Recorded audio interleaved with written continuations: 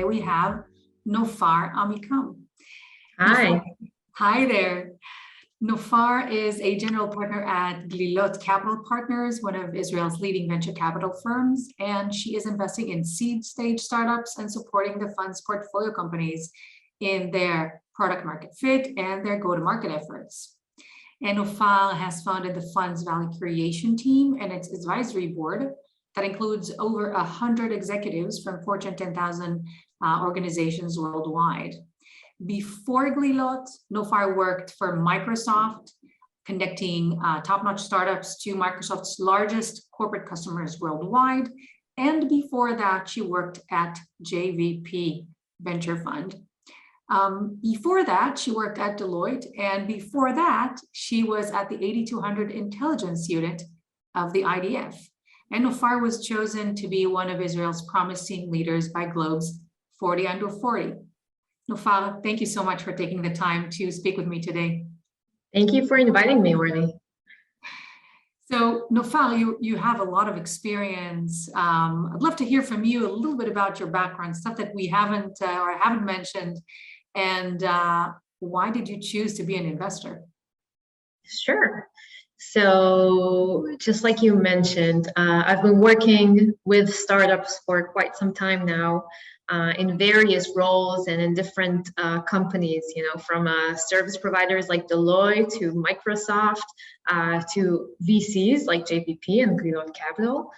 And so I've learned a lot about how to reach product market fit when working with early stage companies, as well as helping the companies scale their business.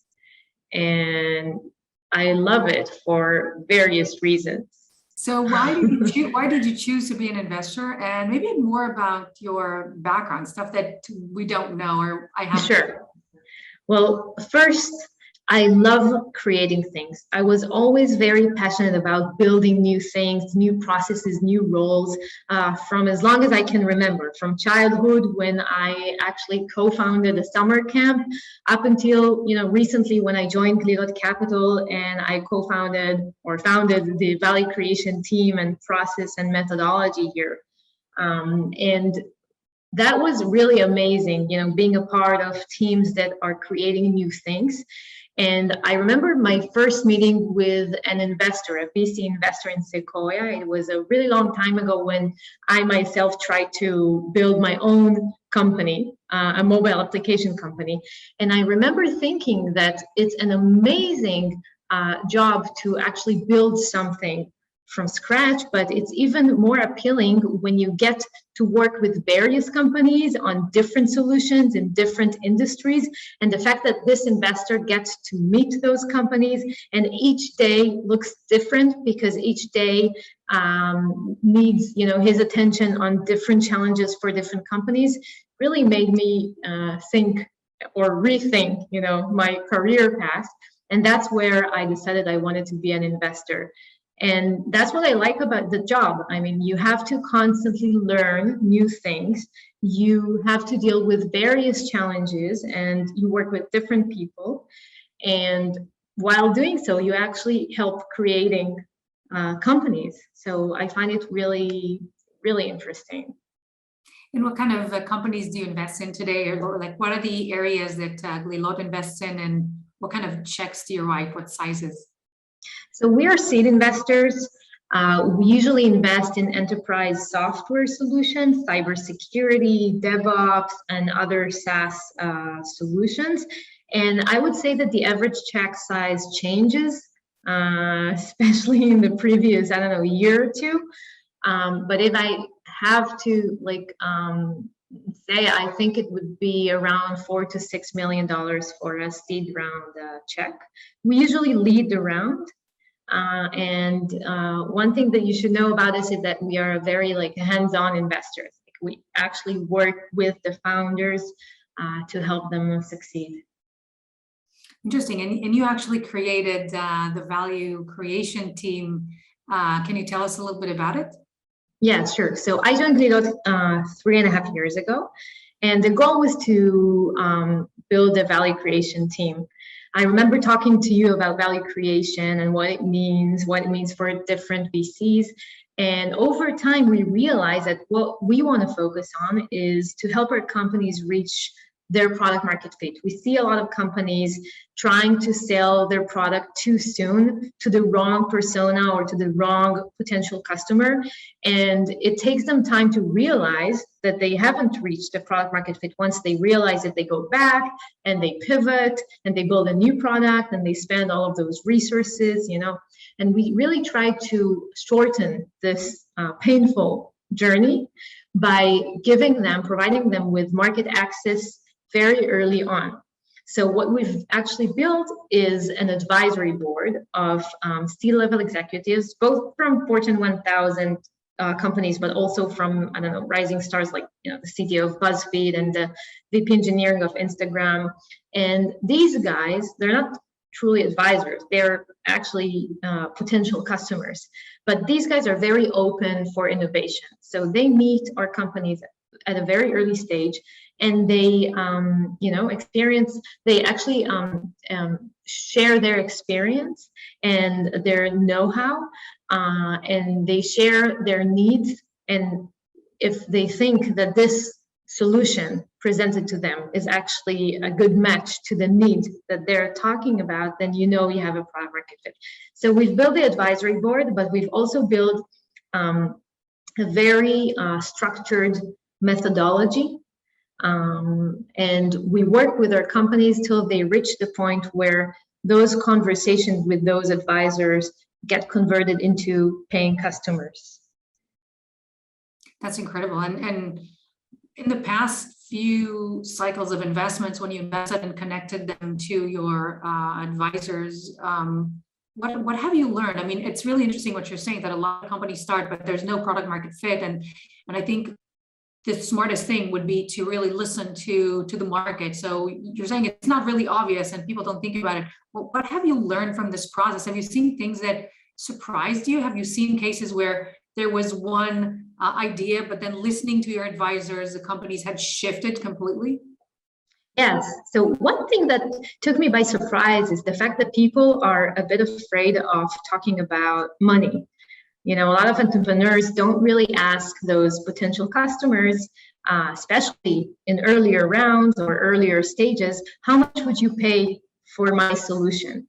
Now, this is a very important question, because it's one thing to hear an advisor or a potential customer say, yeah, that's interesting, but it's a whole different thing if this potential customer say, you know what, this is super important to me. It's actually a need that has a sense of urgency around it, and therefore I would like to take this part of my budget and invest in your product. It's a whole different story. And entrepreneurs just don't ask that question. They're too afraid that their solution is just an MVP, it's not complete just yet, so maybe they shouldn't charge money. And I keep telling them that it's not about charging money, it's about understanding if there's a sense of urgency around the need that you're trying to solve, and if there's a product market fit. So that's something that I've learned to always talk about, even in initial discussions when we're talking about a beta version of the product, because it tells you a lot about where you're at and what you should change within your product and the product market fit. 100% agree. I love that way of thinking. What do you like to invest in? Is there anything that you are looking for, that you're thinking, if anybody's listening to this, if you have this type of a product or technology, I'd love to hear from you. So I'll tell you what, it's not about a specific product or a specific technology. There are some interesting areas, focus areas that I'm looking at, I'm interested in. But at the end of the day, it's really all about the team. If you meet a very strong team, and there's also a team market fit, then I would be interested in looking at the company. I would say that I'm very much focused on seed investments. So I would usually work with a team that has an initial product and maybe some initial traction. Although sometimes we do work with founders who are only at the beginning of the ideation process, which is also something that we like doing. It's actually really exciting to build the idea from scratch with strong founders. But again, it's not about the specific area. It's more about the teams, which I care about. Absolutely agree. Absolutely agree. I mean, teams can, even if the idea is tough, teams can always go left and right. So absolutely identify with what you're saying. Do you see recently more women founders, or is it still a challenge? I mean, I hear different answers. I hear that, we see more, but it's still a challenge. What do you experience? Okay, so first of all, I would say that I do see a change. I mean, while we're speaking, I'm looking at 3 different companies. All 3 are led by women as CEOs, which is incredible because if I'm, looking back like 5 years ago, it was really hard to find women founders, not to mention women as CEOs. So I'm happy to say that I do see a change in the ecosystem. I think it's fantastic because the more we have, the more role models there will be out there, the more other women will look up and say, hey, you know what? It's possible. It's not an easy thing to be a CEO, but it's possible. And I can do that. So kudos to you for looking at some deals with women as CEOs. And what do you think what has changed? And what do you think is more challenging for women, and what's making it, on the contrary, easier for more women to now think about starting more startups? Yeah, I think that what has changed is two things. One is our mindset as women. I think that today we as women understand 2 things. One, it's actually possible to mix between, parenthood or motherhood and a great and intense career. I know that I've changed my mindset over the years from thinking of, oh my God, how is it even possible, to, hey, it's totally possible. I think that COVID has proven us that we can work from home, which really help execute this balance or this mixture between motherhood and work. But I think that today we understand that it's possible. And I think that from the investor side, you see more and more investors who understand that women bring a lot of unique and super important capabilities to the table. For example, we've talked about the importance of team. Well, the human factor in general is really important when you are building a company. And, I might be biased and I'm definitely not objective, but I think that women have a better understanding and a better sense of who they should hire, who's the one who's gonna, give 200% to the company, and who has, social skills needed to build a strong team. So I think that investors today understand that, and therefore they sometimes proactively look for women as co-founders in the companies they invest in. So these are the things that have changed. Another thing that I think have changed in our ecosystem is the fact that more and more companies support fathers or men in taking a more dominant role as fathers. I mean, I see my husband. A few years back, I don't think it was legit to take a part of my maternity leave, for example, or to finish early 2 days a week. And today, it's super legit. Some of the companies, the tech companies that we work with, actually encourage it. And so this allows women to stay late at the office, because not all of the burden, the family burden, is on their shoulders. So I think that a lot has changed, and we are beginning to see the change with, more women as founders in our deal flow and hopefully in our portfolio. That's beautiful. Thank you. Do you have a mentor? I hear a lot from women that some say they have a mentor, some not, but most of them say that they have a mentor. And interestingly enough, not every woman professional or CEO or investor has a woman mentor, but a lot of them say they do have one. I do have a woman mentor. My mentor is Rakefet Rosak, who is an amazing person.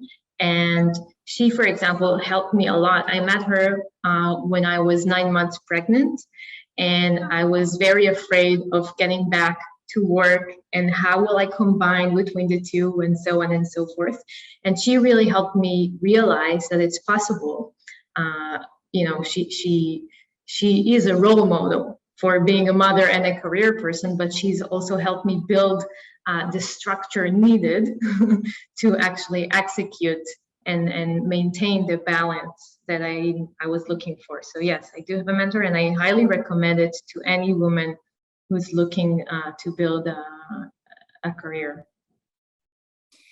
Thank you so much, Nofar. This has been incredible. Is there anything else that you want to share with the audience? If there's any interesting company, how do they reach you? What's the best way? The best way to reach me is through social media, Facebook, LinkedIn, or my email. And I'm always happy to talk. I'm always happy to help. Don't ever think it's too early. It's not. As I said, we love helping out founders with the ideation process, even before they have decided on the specific direction that they want to build a company in. And maybe one last thing that I want to share with women who think if they should or shouldn't build their own company, my tip is just go for it. We as women, I feel, tend to feel like we don't have enough information or we don't have enough experience. We tend to be very thorough before we just go out and do it. And well, the truth is there's always a lot of things to learn, especially when you're building a company. There are always more questions than answers, and you should just go for it. That's very inspiring. Nofar, thank you so much for taking the time to speak with us. Really appreciate it. Thank you, Orly, for having me.